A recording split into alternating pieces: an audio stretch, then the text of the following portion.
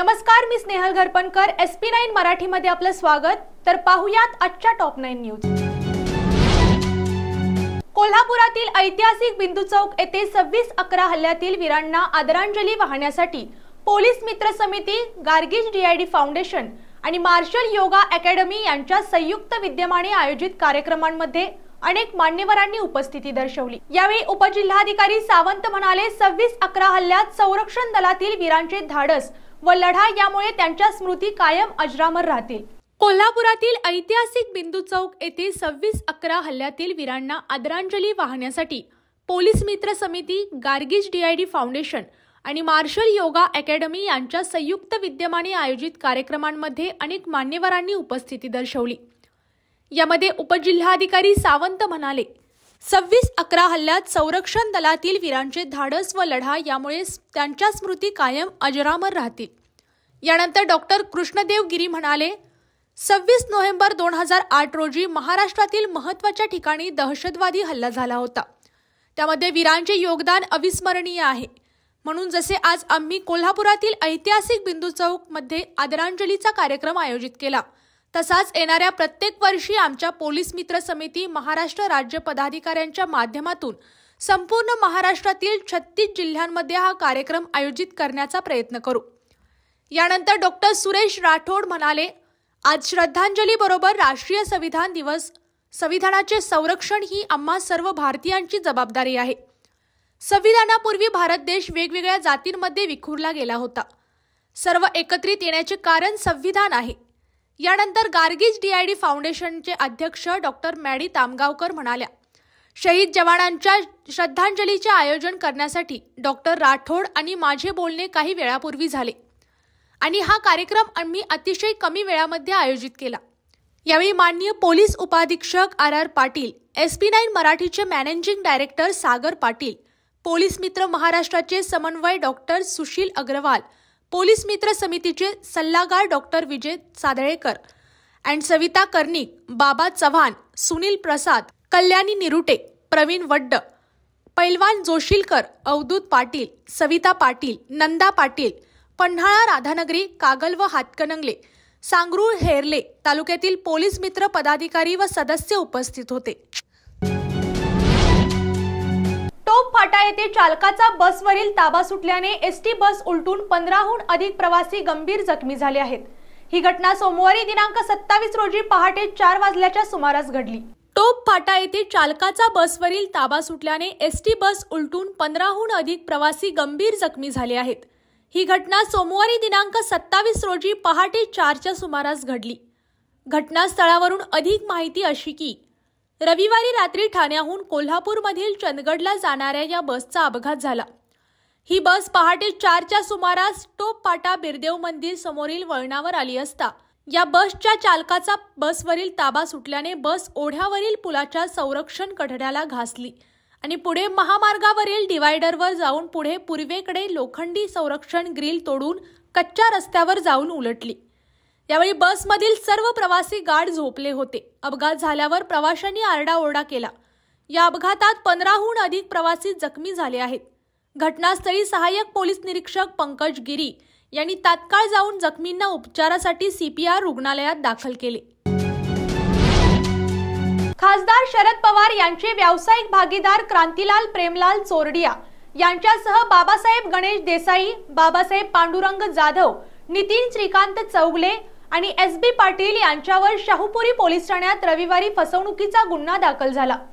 बनावट कागदपत्रांच्या आधारे शिवाजी पार्क येथील 60 कोटी रुपये किमतीची 20 गुंठे जमीन खरेदी करून फसवणूक केल्याची फिर्याद जितेंद्र जाधव यांनी दिली। खासदार शरद पवार यांचे व्यावसायिक भागीदार क्रांतीलाल प्रेमलाल चोरडिया यांच्यासह बाबासाहेब गणेश देसाई, बाबासाहेब पांडुरंग जाधव, नितीन श्रीकांत चौगले आणि SB पाटील यांच्यावर शाहूपुरी पोलीस ठाण्यात रविवारी फसवणुकीचा गुन्हा दाखल झाला।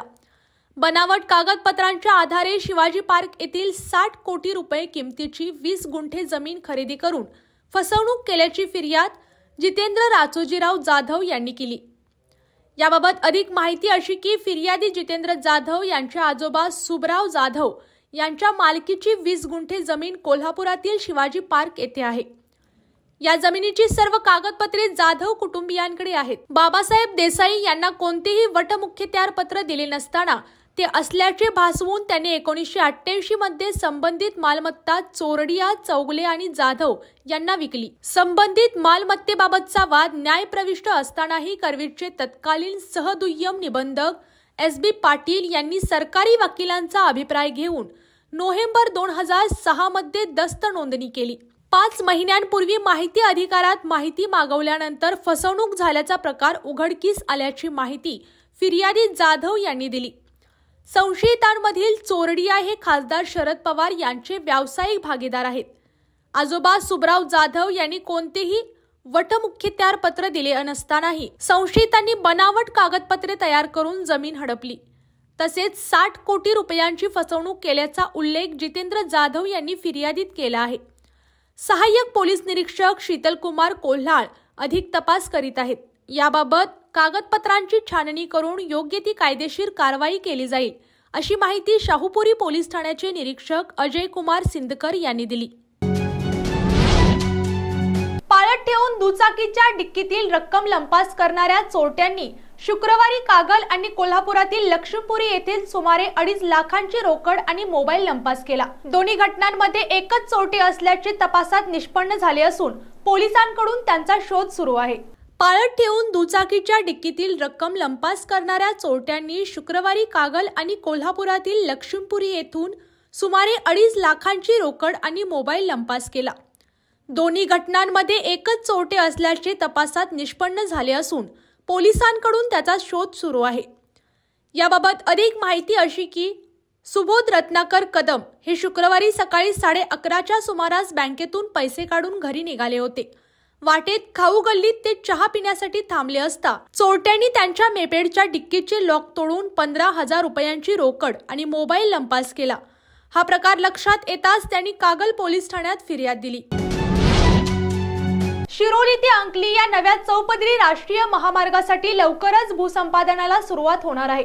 भूसंपादनाची ही प्रक्रिया तातडीने करून महामार्गाच्या कामाला लवकरात लवकर सुरुवात करण्याच्या दृष्टीने तयारी करा, अशा सूचना खासदार धैर्यशील माने यांनी संबंधित अधिकाऱ्यांना दिल्या। शिरोली ते अंकली या नव्या चौपदरी राष्ट्रीय महामार्गासाठी लवकरच भूसंपादनाला सुरुवात होणार आहे।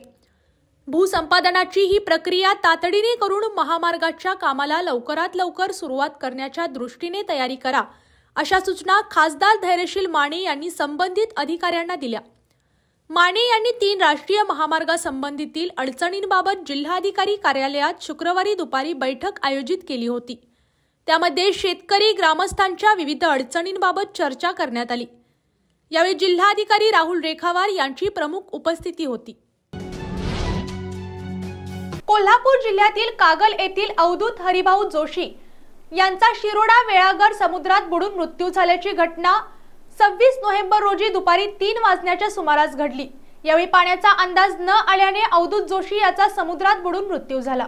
कोल्हापूर जिल्ह्यातील कागल येथील अवधूत हरिभाऊ जोशी यांचा शिरोडा वेळागर समुद्रात बुडून मृत्यू झाल्याची घटना काल 26 नोव्हेंबर रोजी दुपारी 3 वाजण्याच्या सुमारास घडली।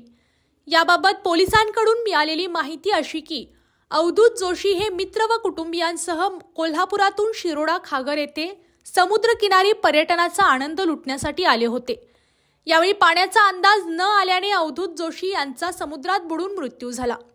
यावेळी उपस्थितांनी त्यांना वाचवण्याचा खूप प्रयत्न केला, मात्र तोपर्यंत जोशी हे पूर्ण दिसेनासे झाले होते। यानंतर सायंकाळी 4:30च्या सुमारास त्यांचा मृतदेह आढळला। सोबत गेलेल्या मित्र व कुटुंबियातील सदस्यांनी स्थानिक नागरिकांच्या मदतीने मृतदेह बाहेर काढला। याबाबत सिद्धार्थ मधुकर लोखंडे यांनी वेंगुर्ला पोलिसात खबर दिली।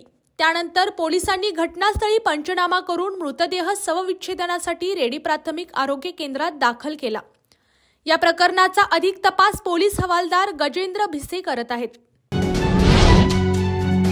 तेलंगणा येथील जगमा जिल्ह्यामध्ये चिलपूर या गावामध्ये जिल्हा परिषदेची एक शाळा आहे। विद्यार्थ्यांमधीलच एक बँक मॅनेजर, क्लार्क, कॅशियर अशा पोस्टवर विद्यार्थीच काम करत असतात। हा उपक्रम महाराष्ट्र राज्यातील सर्व शाळांनी घ्यायला काही हरकत नाही। मुलांनाही यातील बँकिंग क्षेत्रातील व्यवहाराबद्दलचे नॉलेज, काटकसर आणि व्यवहारिक ज्ञान वाढीसाठी या उपक्रमाचा उपयोग होऊ शकतो। तेलंगणा येथील जगमा जिल्ह्यामध्ये चिलपूर या गावामध्ये जिल्हा परिषदेची एक शाळा आहे। या शाळेमध्ये एक विद्यार्थ्यांची बँक आहे। या बँकेची मॅनेजमेंट विद्यार्थीच सांभाळतात। विद्यार्थ्यांमधीलच एक बँक मॅनेजर, क्लार्क, कॅशियर अशा पोस्टवर विद्यार्थीच काम करत असतात। विद्यार्थ्यांनीच आपल्या शाळेत असलेल्या बँकेमध्ये पैसे जमा करून ठेवणे आणि आपणाला जेव्हा पाहिजे असेल त्यावेळेस पैसे चलन भरून काढणे हे सर्व व्यवहार शाळेमधील बँकेमध्ये केले जातात। असा एक आगळा-वेगळा उपक्रम या शाळेमध्ये पाहायला मिळतो। हा उपक्रम महाराष्ट्र राज्यातील सर्व शाळांनी घ्यायला काही हरकत नाही। मुलांनाही यातील बँकिंग क्षेत्रातील व्यवहाराबद्दलचे नॉलेज, काटकसर आणि व्यवहारी ज्ञान वाढीसाठी या उपक्रमाचा उपयोग होऊ शकतो।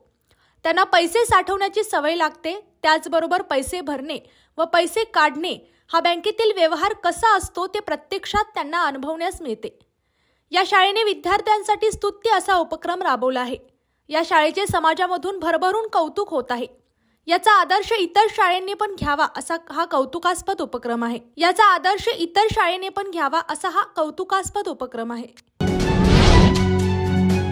आजच्या धकाधकीच्या जीवनात तणावमुक्त जीवनासाठी ध्यान साधना महत्त्वाची आहे, असे प्रतिपादन शिल्पकार एज्युकेशन सिस्टीमचे संस्थापक सोपान शेडगे यांनी दिले।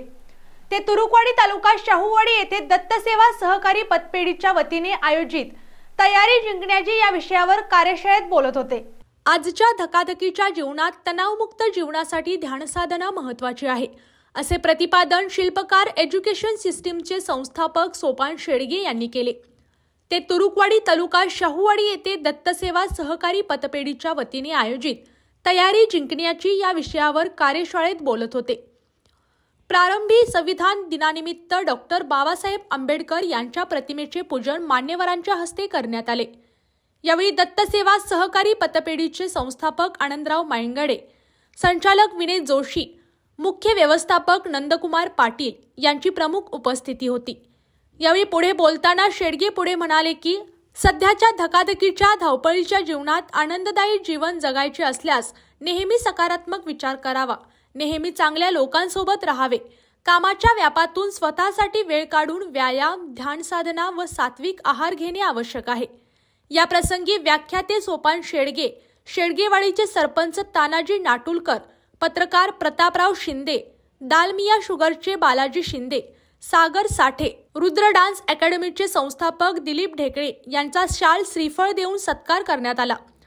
या कार्यक्रमास दत्तसेवा सहकारी पतपेढीचे विभागीय अधिकारी लक्ष्मण पाटील, गोरक्ष मायंगडे, प्रशासकीय अधिकारी JS पोद्दार, शाखा अधिकारी अशोक पाटील, जितेंद्र साळवी, सुनील कुंभार, मुख्याध्यापक गणेश पाटील, मुख्याध्यापिका लता हारुगडे, उद्योजक अँड महेश शेडगे, बाजीराव शेडगे, बाबूराव पाटील आदींसह दत्तसेवा पतपेढीचे सर्व कर्मचारी, विद्यालयाचे सर्व शिक्षक, शिक्षकेतर कर्मचारी मोठ्या संख्येने उपस्थित होते। सूत्रसंचालन क्रांती माजले तर आभार लक्ष्मण पाटील यांनी मानले। राज्यातील अनेक जिल्ह्यात रविवारी अवकाळी पावसाने हजेरी लावली। शनिवारी रात्री व रविवारी दुपारी काही जिल्ह्यात विजांच्या कडकडाटासह अवकाळी पावसाने तडाखा दिला। नाशिक जिल्ह्यात सर्वाधिक फटका बसला असून निफाड तालुक्यात गारपिटीने द्राक्ष बागांसह ऊस, कांदा पिकांचे नुकसान झाले आहे। सातारा शहर व परिसरात 2 तास मुसळधार पाऊस झाला। सिंधुदुर्ग जिल्ह्यातील देवगड मध्ये आंबा पिकाला फटका बसला आहे। अवकाळी गारपिटीचा तडाखा, द्राक्ष बागांसह ऊस, कांदा पिकाचे नुकसान।